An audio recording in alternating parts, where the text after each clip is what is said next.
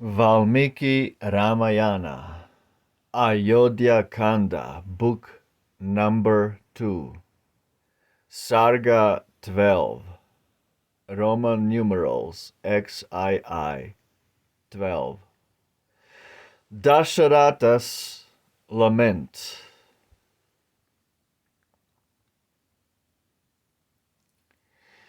The monarch, as Kaikeyi pressed with cruel words her dire request, stood for a time absorbed in thought, while anguish in his bosom wrought. Does some wild dream my heart assail, or do my troubled senses fail? Does some dire portent scare my view, or frenzies stroke my soul subdue? Thus as he thought, his troubled mind, in doubt and dread, no rest could find. Distressed and trembling like a deer who sees the dreaded tigress near. On the bare ground his limbs he threw, and many a long sigh he drew. Like a wild snake with fury blind, by charms within a ring confined. Once as the monarch's fury woke, shame on thee from his bosom broke. And then in sense bewildering pain, he fainted on the ground again. At length, when slowly strength returned, he answered as his eyeballs burned, with the wild fury of his ire, consuming her as 'twere with fire. Fell, fell traitress, thou whose thought design the utter ruin of my line. What wrong have I or Rama done?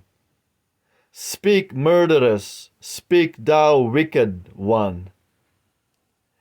Seeks he not evermore to please thee with all son-like courtesies?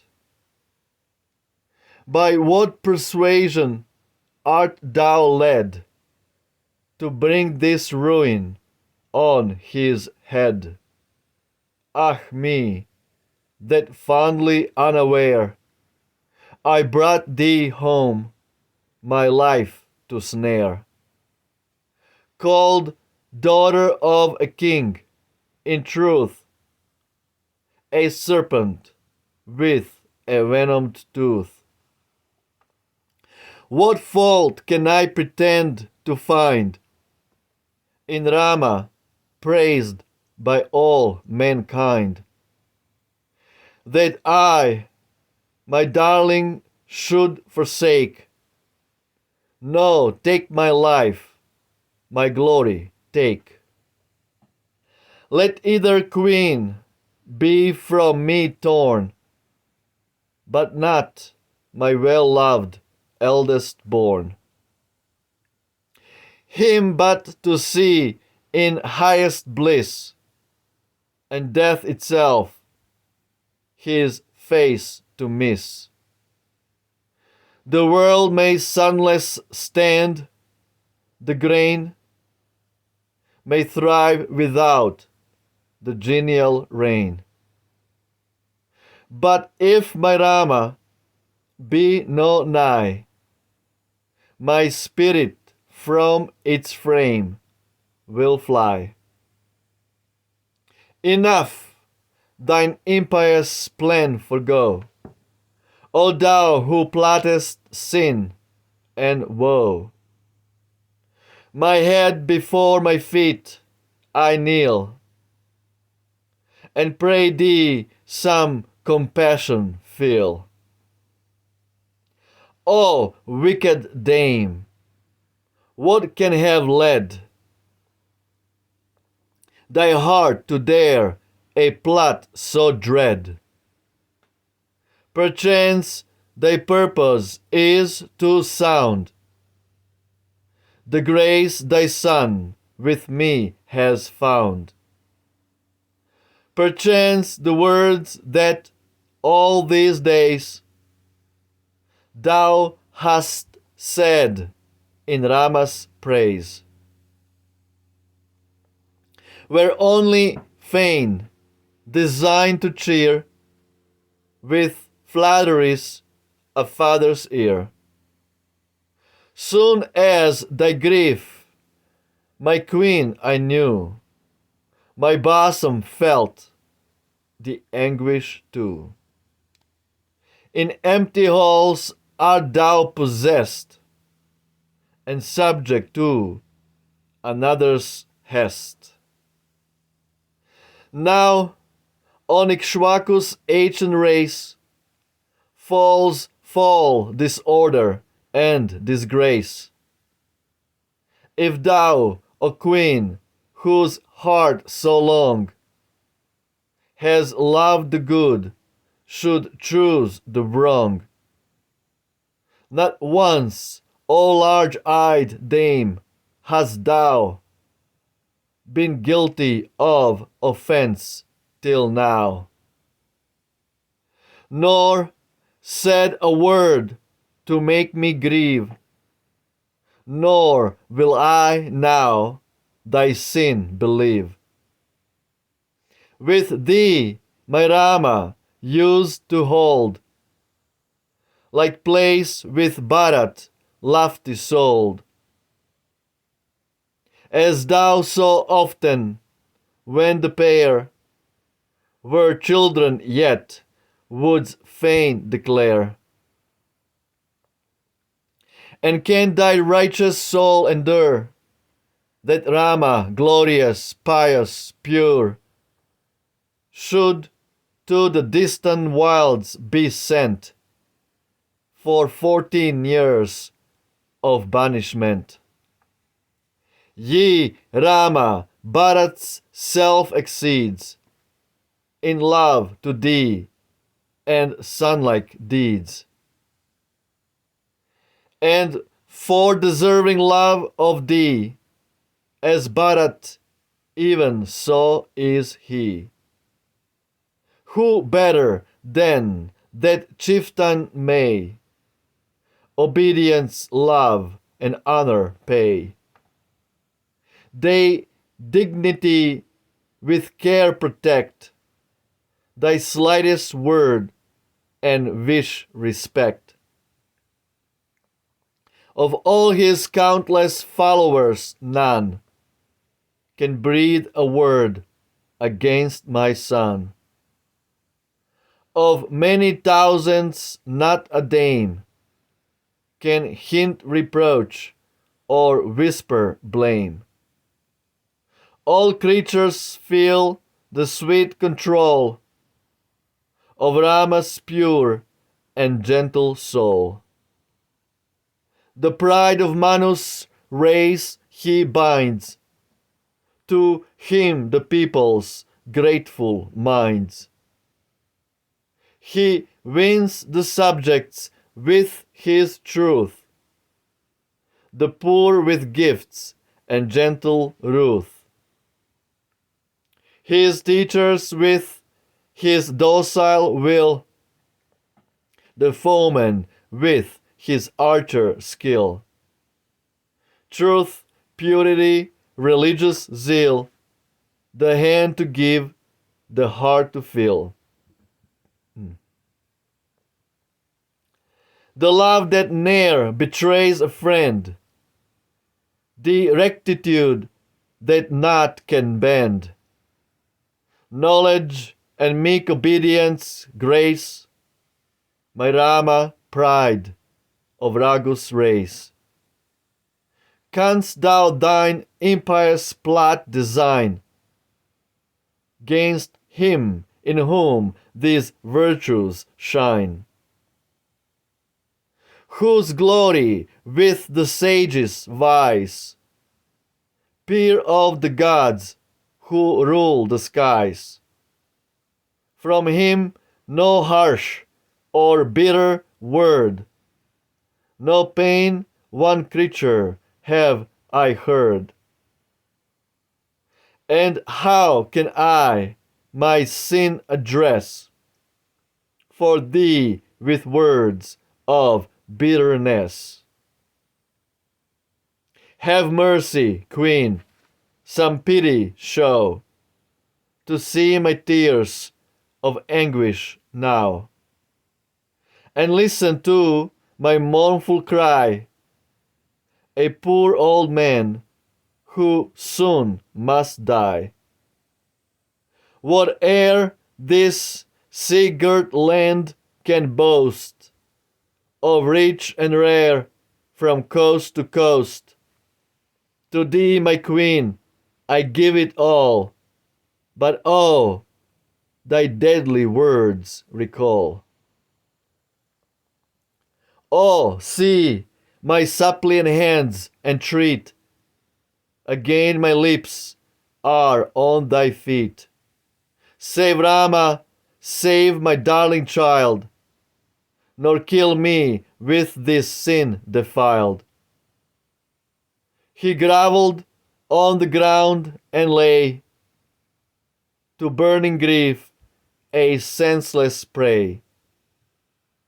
And ever and anon assailed by floods of woe, he wept and wailed, striving with eager speed to gain the margent of his sea of pain. With fiercer words, she fiercer yet, the helpless father's pleading met.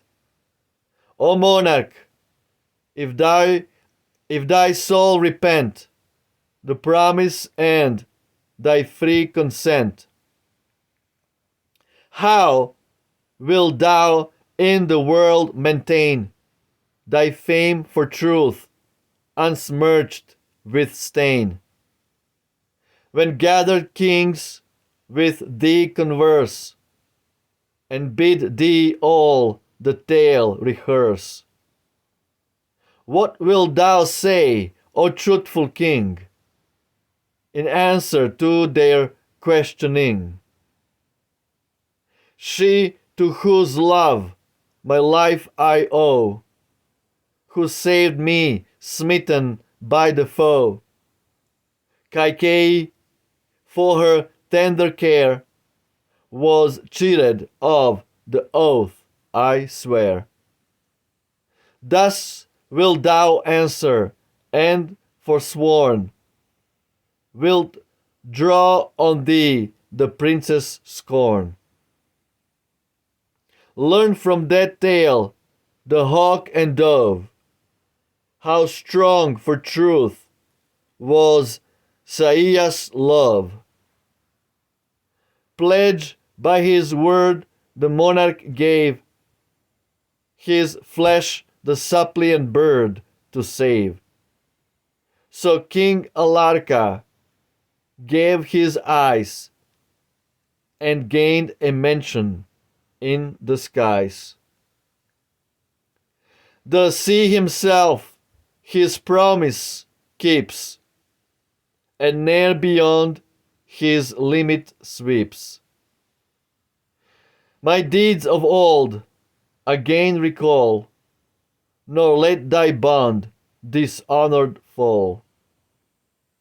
The rights of truth thou wouldst forget, thy Rama on the throne to set, and let thy days in pleasure glide, fond King Kaushalya by thy side, Now call it by what name thou wilt. Justice, injustice, virtue, guilt. Thy word and oath remain the same, and thou must yield what thus I claim. If Rama be anointed, I this very day will surely die. Before thy face will poison drink, and lifeless at thy feet will sink. Ye better far ye better far to die than stay alive to see one single day. The crowds before Kaushalya stand, and hail her queen with reverent hand. Now by my son, myself I swear, no gift, no promise whatsoe'er. My steadfast soul shall now content, but only Rama's banishment. So far she spake, by rage impelled, and then the queen deep silence held. He heard her speech full fraught with ill, but spoke no word, bewildered still. Gazed on his love, once held so dear, who spoke unlovely, reed to hear. Then as he slowly pondered o'er the queen's resolve and oath she swore, once sighing forth, "Ah Rama," he fell prone as falls a smitten tree. His senses lost like one insane, faint as a sick man, weak with pain. Or like a wounded snake dismayed, so lay the king whom earth obeyed. Long burning sighs he slowly heaved, as conquered by his woe he grieved. And thus with tears and sobs between, he said faint words addressed the queen. By whom, Kaikeyi, wast thou taught this flattering hope with ruin fraught? Have goblins seized thy soul, O dame, who thus canst speak and feel no shame? Thy mind with sin is sicklied o'er, from thy first youth ne'er seen before. A good and loving wife wast thou, but all, alas, is altered now. What terror can have seized thy breast to make thee frame this dire request? That Bharat o'er the land may reign, and Rama in the woods remain. Turn from thine evil ways, O turn, and thy perfidious counsel spurn. If thou would fain a favor do to people, Lord, and Bharat too. O wicked treacherous, fierce and vile, who lovest deeds of sin and guile, what crime or grievance dost thou see? What fault in Rama or in me? Thy son will ne'er the throne accept, if Rama from his rights be kept. For Bharat's heart, more firmly yet than Rama's, is on justice set. How shall I say, go forth and brook upon my Rama's face to look? See see his pale cheek and ashy lips, dimmed like the moon in sad eclipse. How see the plan so well prepared, when prudent friends my counsels shared, all ruined, like a host laid low beneath some foeman's murderous blow. What will these gathered princes say from regions near and far away? Or long endures the monarch's reign, for now he is a child again. When many a good and holy sage, in scripture versed, revered for age, shall ask for Rama, what shall I, unhappy, what shall I reply? By Queen Kaikeyi, long distressed, I drove him forth and dispossessed.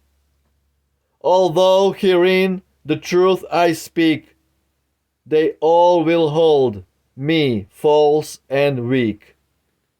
What will Kaushalya say when she demands her son exiled by me? Alas, what answer shall I frame, or how console the injured dame?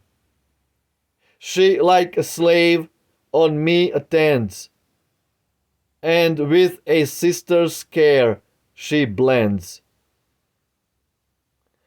A mother's love, a wife's, a friend's, in spite of all her tender care, her noble son, her face most fair. Another queen I could prefer, and for thy sake neglected her. But now, O Queen, my heart is grieved, for love and care by thee received. And as the sickening wretch repents his dainty meal and condiments, and how will Queen Sumitra trust the husband whom she finds unjust?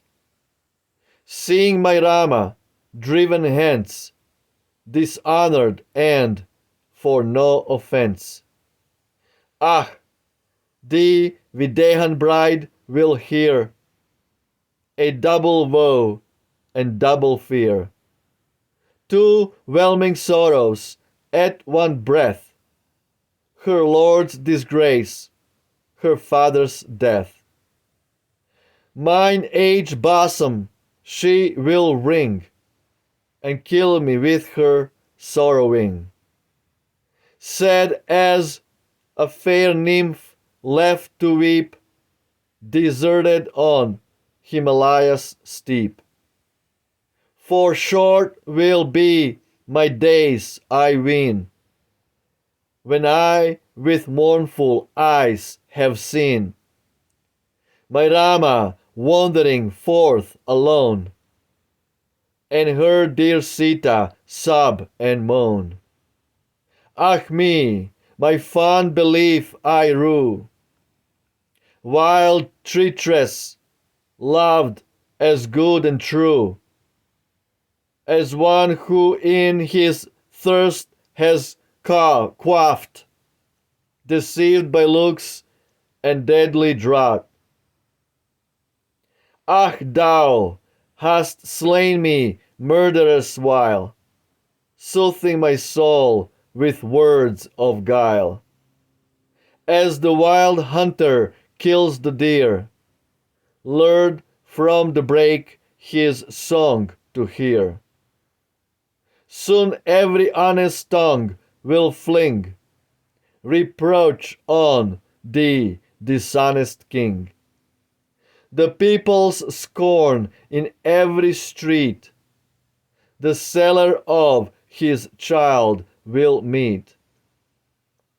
And such dishonor will be mine, as whelms a Brahman drunk with wine. Ah me, for my unhappy fate compelled thy words to tolerate. Such a woe is sent to scourge a crime committed in some distant time. For many a day, with sinful care, I cherished thee, thou sin and snare. Kept thee unwitting, like a cord destined to bind its helpless lord. Mine hours of ease I spent with thee, nor deemed my love my death would be. While like a heedless child I played, on a black snake my hand I laid. I cry from every mouth will burst, and all the world will hold me cursed, because I saw my high-souled son unkinged, unfathered, and undone. The king by power of love beguiled is weaker than a foolish child. His own beloved son to make an exile for a woman's sake. By chaste and holy vows restrained, by reverend teachers duly trained, when he his virtue's fruit should taste, he falls by sin and woe disgraced. 2 words will all his answer be, when I pronounce the stern decree. Hence Rama, to the woods away. All he will say is, I obey. Oh, if he would my will withstand, when banished from his home and land. This were a comfort in my woe, but he will ne'er do so, I know. My Rama to the forest fled, and curses thick upon my head. Grim death will bear me hence away, his world abominated prey. When I am gone, and Rama too, how wilt thou those I love pursue? What vengeful sin will be designed against the queens I leave behind? When thou hast slain her son and me, Kaushalya soon will follow, she will sink beneath her sorrow's weight, and die like me, disconsolate. Exist, Kaikeyi, in thy pride, and let thy heart be gratified. When thou my queens and me hast hurled, and children to the underworld, soon wilt thou rule as empress o'er my noble house unvexed before. But then to wild confusion left, of Rama and of me bereft. If Bharat to thy plan consent, and long for Rama's banishment, ne'er let these hands presume to pay the funeral honors to my clay. Vile foe, thou cause of all mine ill, obtain at least thy cursed will. Obtain at last thy cursed will. A widow soon shalt thou enjoy the sweets of empire with the boy. O princess, sure some evil fate first brought thee here to devastate, in whom the night of ruin lies, veiled in a consort's fair disguise. The scorn of all and deepest shame will long pursue my hated name, and dire disgrace on me will press, misled by thee to wickedness. How shall my Rama, whom before his elephant or chariot bore, now with his feet a wanderer tread the forest wilds around him spread? How shall my son, to please whose taste the deftest cooks with earrings graced, with rivalry and jealous care, the dainty meal and cates prepare? How shall he now his life sustain with acid fruit and woodland grain? He spends his time unvexed by cares, and robes of precious texture wears. How shall he with one garment round his limbs recline upon the ground? Whose was this plan, this cruel thought, unheard till now, with ruin fraught, to make thy son Ayodhya's king, and send my Rama wandering? Shame, shame on women, vile, untrue, their selfish ends they still pursue. Not all of womankind I mean, but more than all, this wicked queen. O worthless, cruel, selfish dame, I brought thee home, my plague and woe. What fault in me hast thou to blame, or in my son who loves thee so? Fond wives may from their husbands flee, and fathers may their sons desert, but all the world would rave to see my Rama touched with deadly hurt. A joy his very step to hear, as though his godlike form I viewed. And when I see my Rama near, I feel my youth again renewed. There might be life without the sun, yea, even if Indra sent no rain. But were my Rama banished, none would, so I think, alive remain. A foe that longs my life to take, I brought thee here my death to be. Caressed thee long, envenomed snake, and through my folly die, ah me. Rama and me and Lakshman slay, and then with Bharat rule the state. So bring the kingdom to decay, and fawn on those thy lord who hate. Platter of woe for evil bread.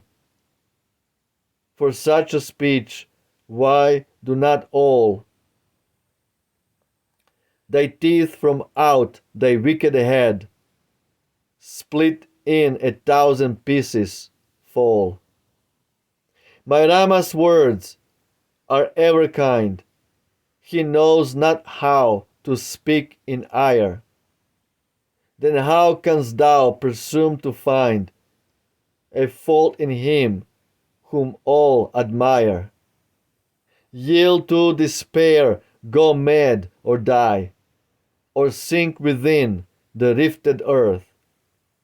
Thy fell request will I deny, thou shamer of thy royal birth.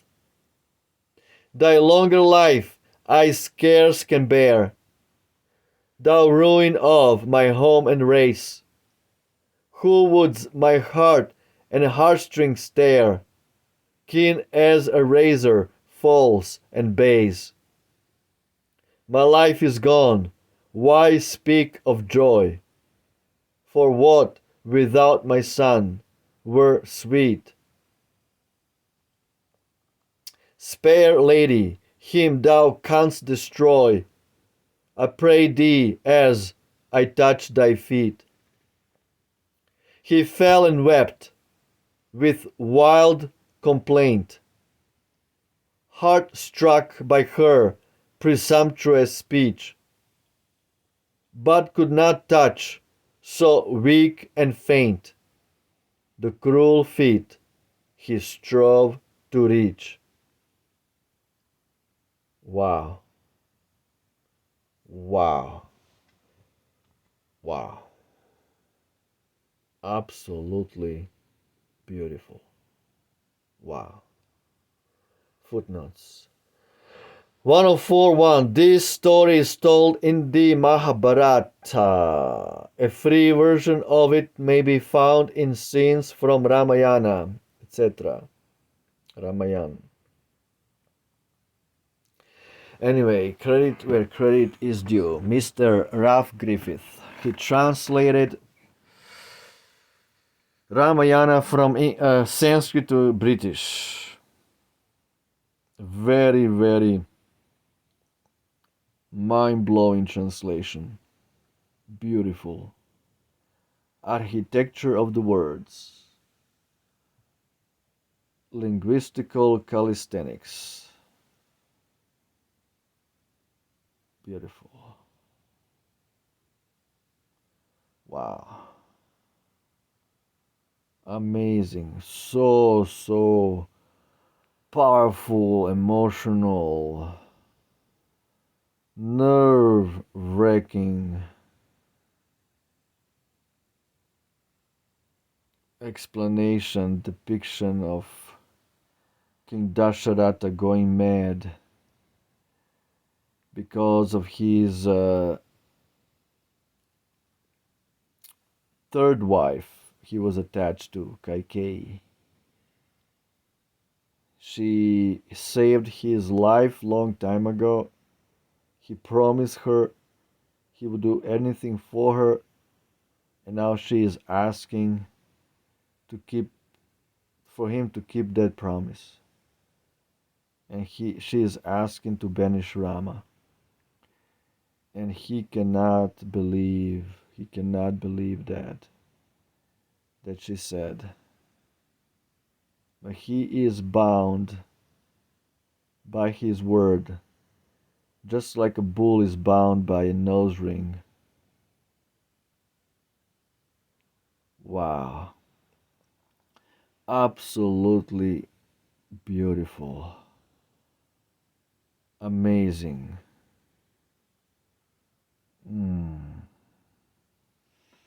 Valmiki Ramayana, Ayodhya Kanda, book number 2, Sarga 12, DASARATHA'S LAMENT. Roma Victa. Jai Shri Ram. Ciao.